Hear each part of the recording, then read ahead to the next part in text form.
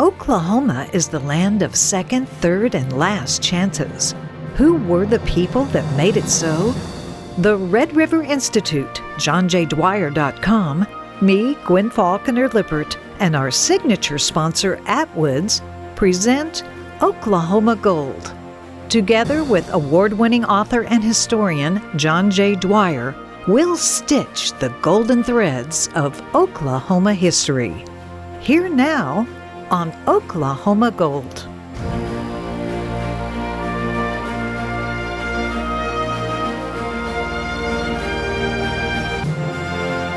Dignifying our history with the stories we hear. John J. Dwyer, what's tonight's story? Gwen, this story begins with the most helpful grasshopper attack ever for Oklahoma. And any of y'all that have lived in Oklahoma any amount of time, even this summer, know that we've had a lot of grasshopper attacks through the years. This one took place, though, way back in the 1870s, when a grasshopper plague of mosaic proportions drove little Frank Phillips' Nebraska family to a farm, not at first in Oklahoma. This was decades before Oklahoma statehood, but near Conway, Iowa. There, Frank grew to adulthood. From childhood, he exhibited the gifts of a virtuoso entrepreneur. Barely in his teens, he owned a barbershop. By his early 20s, he owned every barbershop in town. He married the daughter of a local banker who recognized Phillips' gifts and hired him to sell bonds. Phillips succeeded well enough that the banker paid him an enormous commission, which road-staked his independent business ventures that followed. Like most great entrepreneurs, Frank Phillips possessed a keen nose for the deal. Seeing his friend and Methodist missionary to the Osages, C.B. Larrabee, at the New Orleans World Fair in 1903, and hearing the clergyman's account of the growing early 1900s Indian Territory oil boom, Phillips made perhaps the biggest gamble of his life and moved his family there. Younger brother L.E. Phillips did the same. In pre-statehood Oklahoma, they entered the rough-and-tumble wildcat exploration business. They staked everything they had on one final spud. It came a gusher. And it paved the way for everything that followed for the Phillips boys. Their highly successful brother Waite, a successful oil man, entrepreneur, and philanthropist in his own right, was a sometime partner with them. More conservative and even-keeled than many of their oil and gas peers, Frank and L.E. feared the boom and bust cycle of the oil business, even at that early stage. While Waite mostly pursued his own ventures, they shifted their resources toward banking, where they prospered. By 1916, they were laying the groundwork for a chain of banks across Middle America when history once again intruded to turn them back to the oil business. With World War I raging across Europe and the Middle East, and Allied nations clamoring for American petroleum, oil prices had more than doubled. The Phillips brothers consolidated all their holdings into one new entity, and a very familiar name it is now to us, Phillips Petroleum Company. The company totaled $3 million in assets and 27 employees. Now committed to the petroleum industry, though, Frank as president and L.E. as vice president led their new company into international dominance. Huge strikes in Texas Panhandle and western Kansas fields spurred Phillips' innovation in the burgeoning natural gas industry and their number one national ranking in natural gas liquid production. They produced and sold their own gasoline, chemicals, aviation fuel, and liquefied petroleum gas. Within 5 years, Phillips Petroleum had exploded to over $50 million in assets. That was a lot of money back then. A 1927 automobile road test with Phillips' new gasoline formula on Route 66 near Tulsa generated a then blazing speed of 66 miles per hour. Thus was born the legendary fuel and then brand, Phillips 66. The timing was appropriate too, as the first Phillips 66 service station ever to open did so the same year in Wichita, 1927. The company parlayed the Route 66 and 66-mile-an-hour elements of the colorful road test into signs for the stations and other company properties that featured the likeness, although it was at first orange and black and then later red, white, and black, of a U.S. Route 66 highway sign. During the Great Depression and Dust Bowl years that so devastated Oklahoma and threatened Phillips 66's own survival, the company forged ahead, providing jobs crucial to thousands of Oklahomans and to the economic survival of the state. Frank Phillips found numerous smaller ways to bless the children of Bartlesville as well, including a silver dollar and bag of fruit and candy for every one of them each Christmas season, as well as free circus tickets.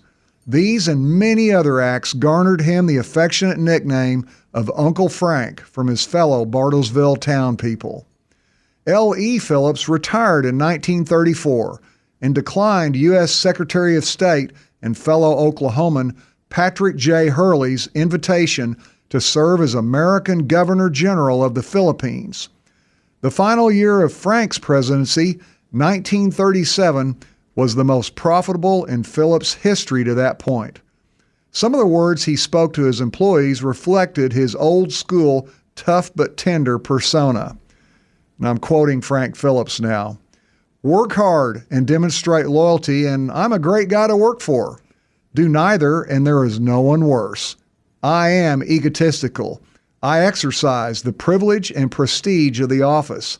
I'm bombastic, hard to get along with, an easy touch, a farm boy at heart, and conveniently hard of hearing. I'm just a sentimental old man. I'm tough, and I know it. I'm the boss, and don't let anybody try to question it." And that's the end of the quote. Frank Phillips speaking to us through the years. Old school indeed, but the old school that helped build a state and a country. One of the most pivotal events in the history of Phillips Petroleum was Frank Phillips' 1938 passing of the president's baton to longtime employee Kenneth S. Boots Adams. The move posed great risk for the organization. The two men's business and leadership philosophies differed greatly. High-level company managers opposed the choice for that reason. Even Frank told Boots, "I'm going to object to everything you do," but he added, "You go ahead and do it anyway." Adams, a Kansas native only 38 years old, was one of the youngest leaders of a major corporation in America. But bristling with innovative ideas, he possessed the steely constitution and savvy to motivate others to move his plans forward. With Frank as chairman and CEO, the two men proved a historically winning combination. Adams aimed to steer Phillips into an array of developing petroleum industries. Heading the list was the rights to natural gas mining. Traditionally considered a waste product at that point, Adams bought it low, shrewdly anticipating what happened by the end of World War II, the commodity more than doubling in value. He committed everything to the pursuit, and a decade after the war, Phillips dominated natural gas reserves with 13 trillion cubic feet. And wait till you hear after the break what Phillips 66 did during the war. This is Oklahoma Gold.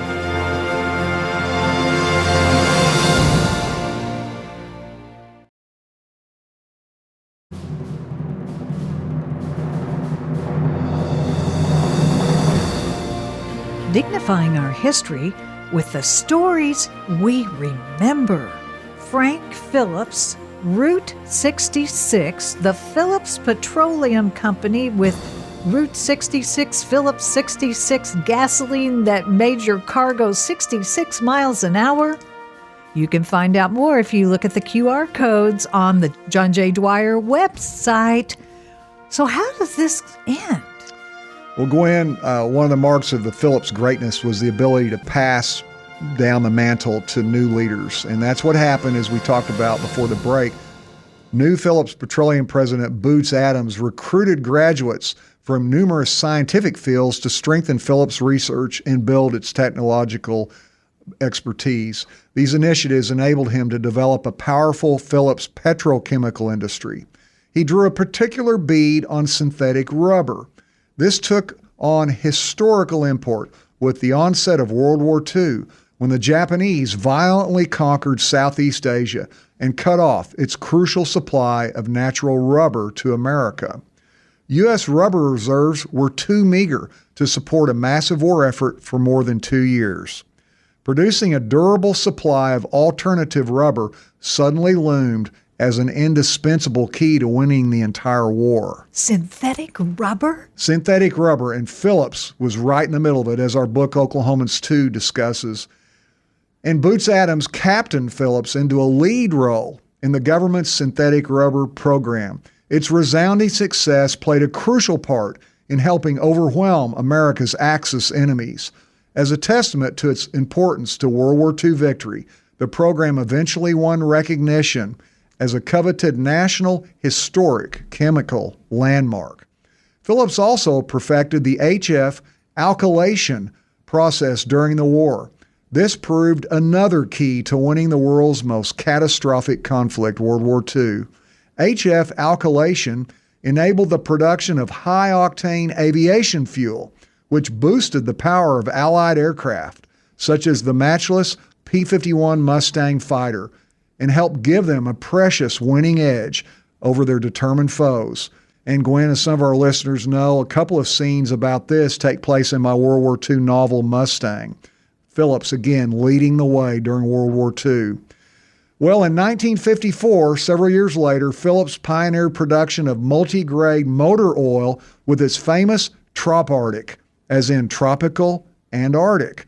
This watershed product first enabled automobiles to keep the same motor oil year-round, long since taken for granted by motorists, but back then, a breakthrough, rather than having to switch grades according to seasonal temperature variations. Trop-Arctic from Phillips. The company even innovated with highway hostesses. These were registered nurses who patrolled Phillips' gleaming clean 66 gas stations everywhere. They enhanced customer experiences by inspecting restroom facilities for cleanliness and supplies and reporting when they weren't, and recommending quality nearby dining and lodging options for travelers. Well, Boots Adams' successful, nearly half-century-long Phillips career ended with a memorable Bartlesville parade in 1965 that featured everything from a water tower decorated like a birthday cake to a high school marching bands to his close friend, former President Dwight D. Eisenhower. Well, by 1984, Phillips Petroleum was the 8th largest petroleum company in America.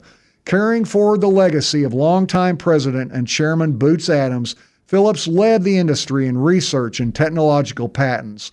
Only Tinker Air Force Base possessed a larger in-state payroll than Phillips, which employed over 8,600 people in Oklahoma, including nearly 8,000 in Bartlesville. Many of our listeners, though, may remember the hostile mid-1980s takeover attempt of Phillips by Oklahoma native T. Boone Pickens. The company survived as Pickens grew wealthier, but those events likely proved the beginning of the end of Phillips as an independent and Oklahoma-based organization, leading to its 2002 merger with another oil giant founded in Oklahoma, Conoco.